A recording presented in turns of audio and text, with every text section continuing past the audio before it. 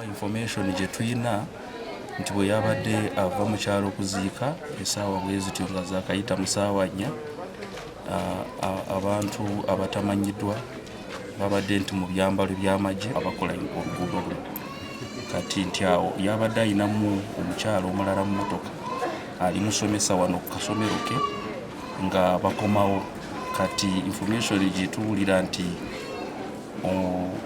bwe bamaze okubawamba omukyalo gwabadde ayina mu mmotoka ne bamugalira mu buuti y'emmotoka gye babadde bavuga ate ndowooza ne bakyusa emmotoka etali kumpi na wano ate okugenda kuwulira nti omutuuze waffe nti omulambo guba gusuulidde kumpi awo mu kitundu ekyekimu ekyanamunira kumpi n'ereyiro.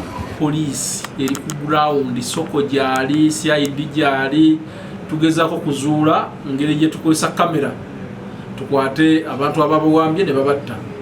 Era mu nnaku 2 oba 3 ngenda bawa ripooti esembayo ku butemu buno bwabaddewo.